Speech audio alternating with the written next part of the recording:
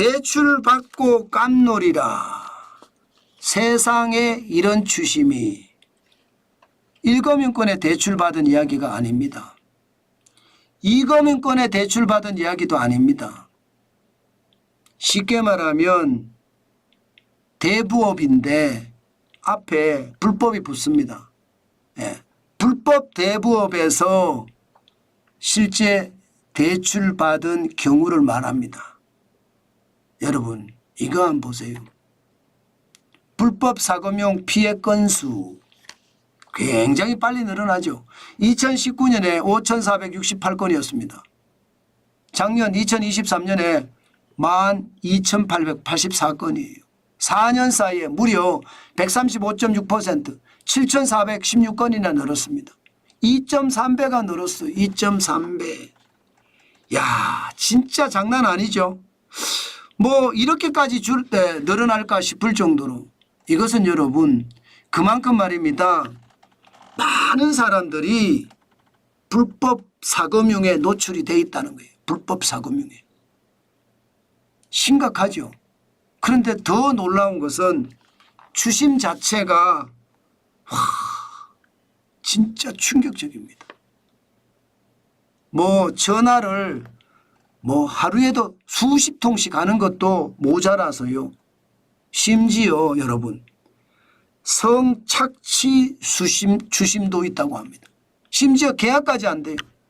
계약까지.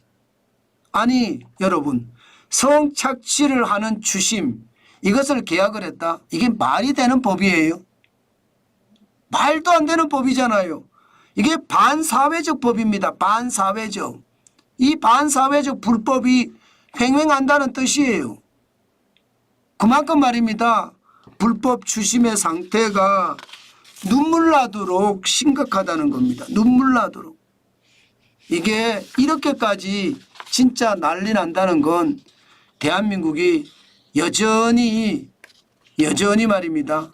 못 사는 사람들에게는 최악이다. 이렇게 생각해도 틀리지 않을 것 같습니다.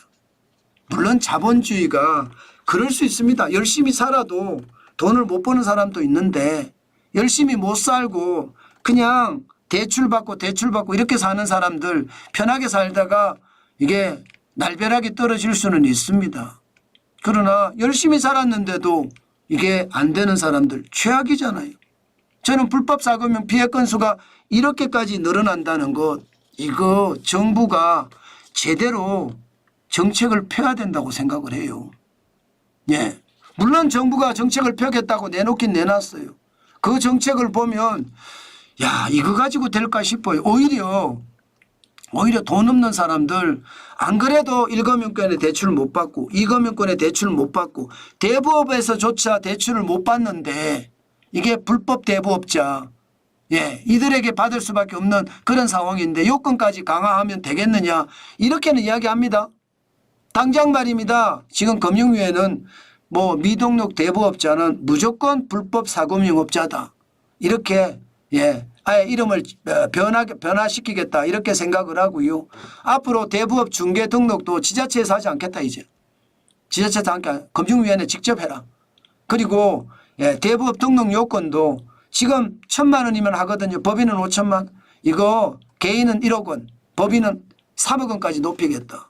그리고 처벌도 강화하겠다. 5년 이하의 징역 또는 2억 원 이하의 벌금을 내도록 하겠다. 여기에 제일 중요한 성착취 추심, 인신매매, 폭행이나 협박, 예, 뭐 장기 매매 이런 게 반사회적 불법이 오면 대부 계약 자체를 무효하겠다. 다시 말해서 원금이나 이자 모두 안 갚아도 된다 이런 얘기죠. 사실 이게 법이고요. 법은 그렇고요. 현실은 또 다르잖아요. 저는 이렇게 뭐 교과서적인 이야기 진짜 좋은 이야기예요. 그렇지만 돈을 빌리지 못하는 사람들 입장에서 보면 이게 교과서 같은 이야기거든요. 저는 이런 게 중요한 게 아니라고 저는 봅니다.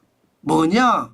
좀 비싸도 제도권에서 대출을 받을 수 있는 사람이 많아졌으면 좋겠어요. 좀 비싸더라도. 지금 이렇게 불법 사금융으로 사람들이 많이 넘어가는 이유 여러분 혹시 알고 계세요? 그 이유는요. 이게 법정 최고금리 때문이에요. 지금 법정 최고금리가 20%거든요. 4인간도 20%예요. 20%가 많긴 많죠. 많긴 많습니다. 뭐 20% 금리라는 게 이게 1,000만 원이면 200만 원 1년에 세금으로 낸다는 이야기니까 적은 건 아닙니다. 그런데 여러분들 이미 말입니다.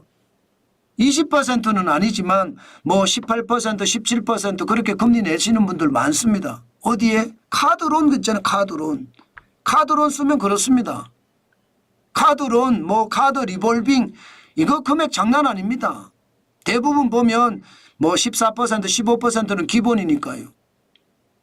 그런데 제가 제도권에서 대출을 받을 수 있게끔 만들어 줘야 되고 법정 최고금리도 20% 너무 높으니까 이것도 좀 이것도 좀 올려줘야 된다. 이렇게 말하는 이유가 여러분 대부분 대출 안 해줍니다.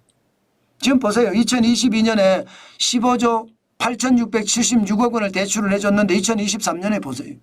12조 5,146억. 심지어 요즘 대부업조차도요.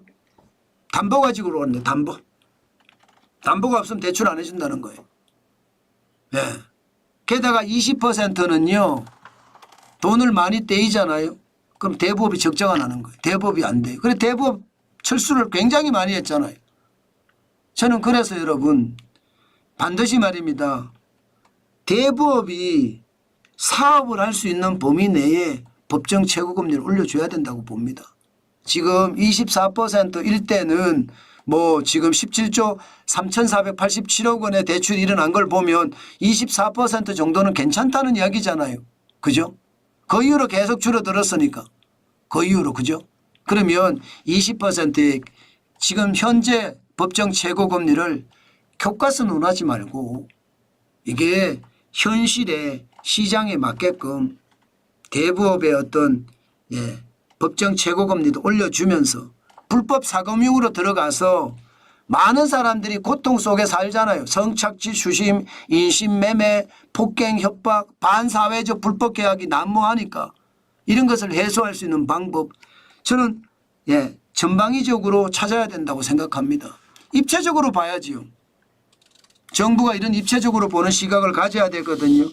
단순하게 불법 사금융만 척결하겠다. 이것은요. 이게 선생님이 그냥 매를 들고 그냥 때리는 거예요. 회초리 들고 학생 때리기만 하고 그 학생이 왜 잘못했는지 어떻게 고쳐줘야 되는지 이 생각은 안 하고 너 잘못했지. 너 결석했지. 그냥 때리는 왜 결석했는지 알아봐야 될 거 아니에요. 저는 이렇게 추심 자체를 무식하게 하는 것도 문제지만 정부의 정책적인 어떤 배려도 저는 굉장히 문제라고 생각합니다. 이게 교과서적인 대응이 아니라 현실적 대응 반드시 필요하다는 거 다시 한번 여러분께 말씀 올립니다. 아마 이 방송을 정책 당국자들이 보면 아 이렇게 만들어야 되겠다 하는 생각을 했으면 좋겠습니다.